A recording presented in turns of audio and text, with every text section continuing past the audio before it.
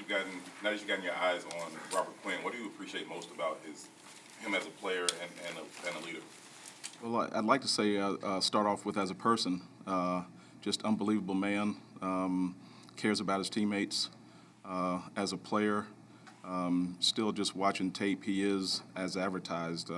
Just getting to know him right now, and when you see him go through individual, boy, is he bendy. He can get on an edge. We were talking the other day, and I was just staring at his hands. He's a big man, and then he's a professional. He studies his playbook. He comes in prepared, and then as a leader, the guys gravitate towards him. He's quiet by nature, but the guys look to him to lead the way, and he hadn't been out there a whole bunch, but when he is out there, boy, do they follow.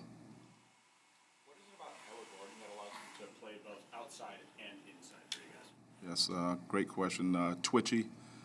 He can change directions, and he has some size to him, and he's a ball magnet. For some reason, he's always around the football, and he's around the football, and when he is, he turns it over. Yesterday, you saw the first play, tip ball, catches it, takes it up the sideline, and he's smart.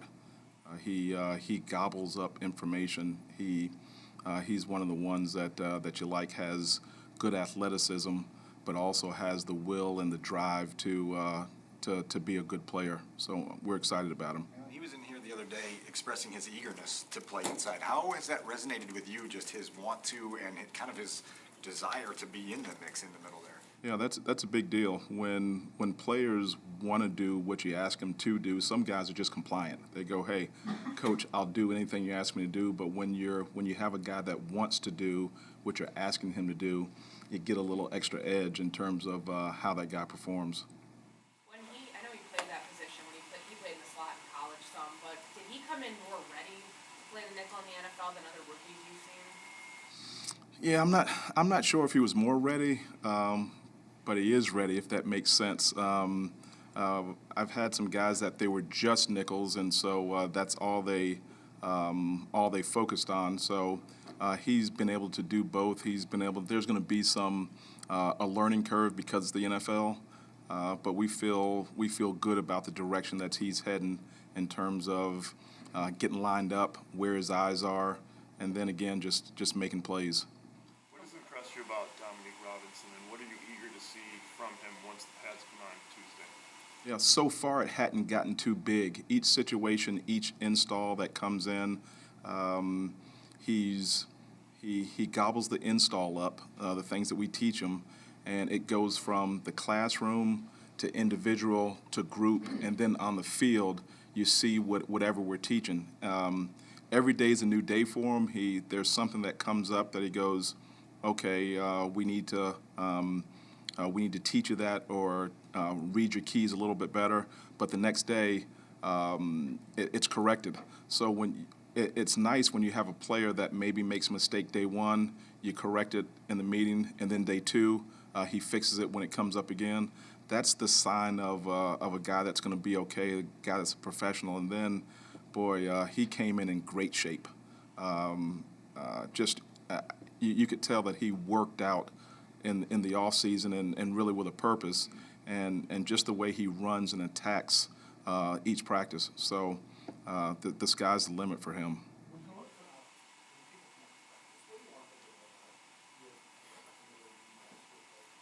Yes, the hits principle. Yeah, I'll refer to that often, but that's the first thing that shows up in our meeting, that we want to lead the world in hustle. Intensity, the pads will come on, and you saw the guys get a little chippy today. That's the heat. They're tired. It's day 4, but we want to be an intense defense. We want to hustle. We want to take the ball away. That's a big deal. We preach that. We practice that. We talk about it. We emphasize it. And ultimately, we also want to be smart football players. Some people will ask, hey, are you going to be hustle or are you going to be smart? And we say both and. We're going to do both. So that would be what I would say our signature, our stamp is the hits principle.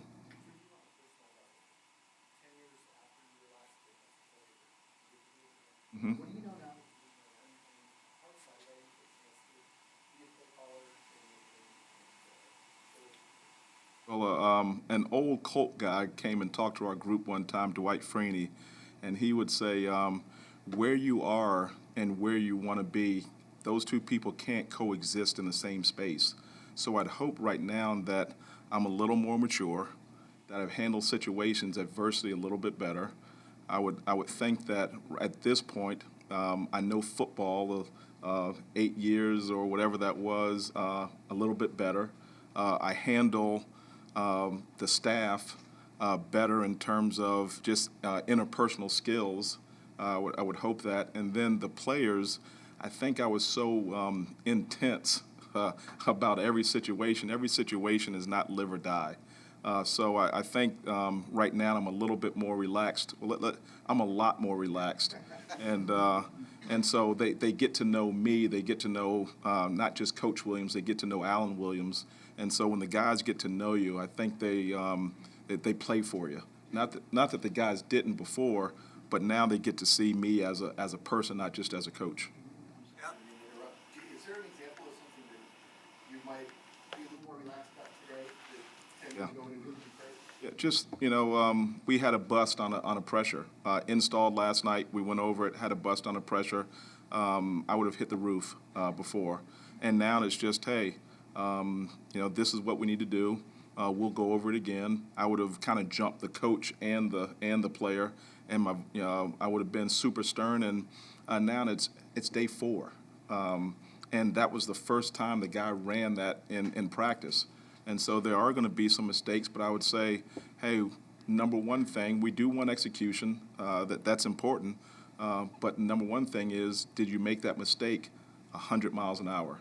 So I'm a little bit, not that the standard isn't the standard, but we're working to get there, and we just want to improve 1% each day. You know, when you want to push the envelope as far as aggression and physicality, and go as close to the line as you can without going over it, how do you instill that in your player? How do you teach that in a training camp situation so you get that?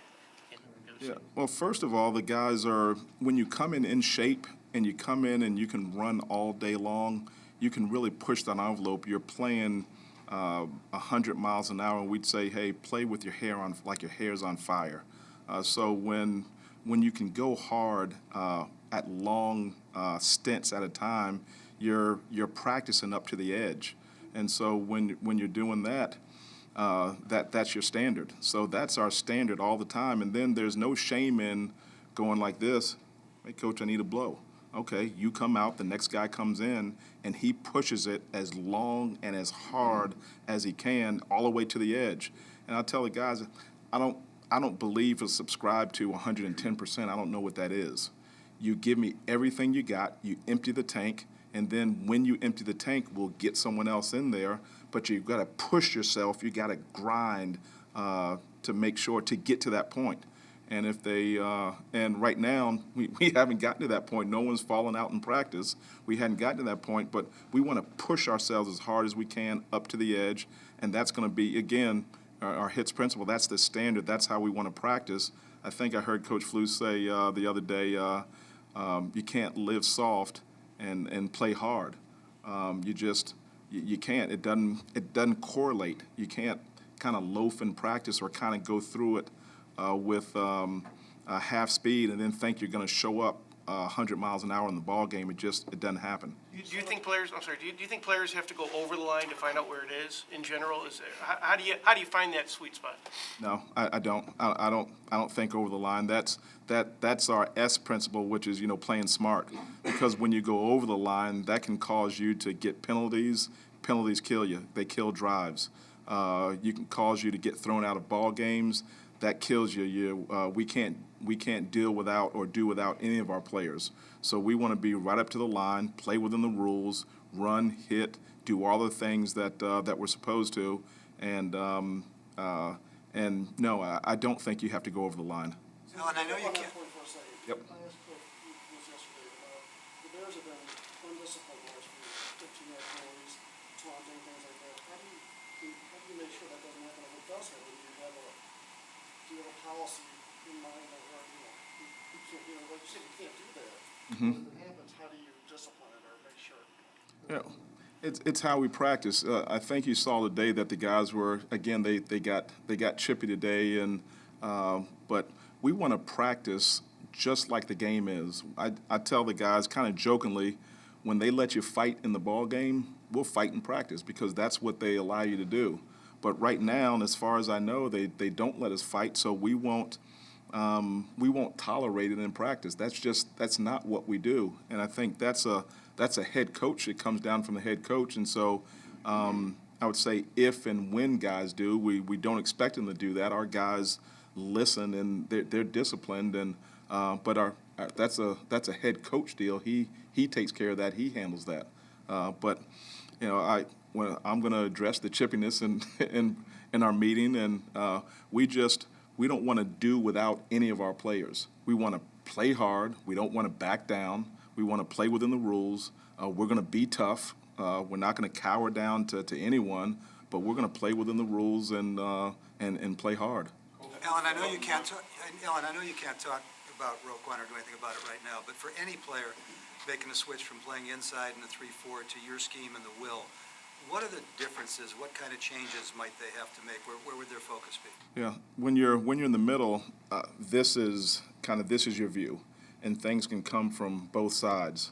When you're on the outside, this is your view, and things are usually coming inside out. So that's probably the major difference. And then the other one is, right now our Mike linebacker, he's directing the fronts, he's directing the calls. He has most of the huddle pre-snap communication. Not that the outside guys don't have any, but he has most of it.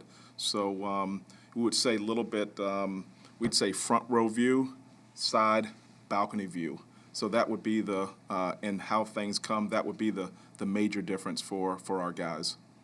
Alan, when you say that you've learned over the last decade plus, since you were last at DC, that not everything's live or die in the NFL, how difficult is that? And is that something that comes from, I guess, the mentality of the head coach? It's a trickle-down effect, or how do you as a coach realizing that this is such a competitive league and jobs are won and lost all the time, how are you able to have that mentality? I would hope just age, wisdom, experience, that the wisdom is making decisions based on past experiences, making decisions based on the collective. We have great coaches, using the coaches to help out and not having to do it all myself.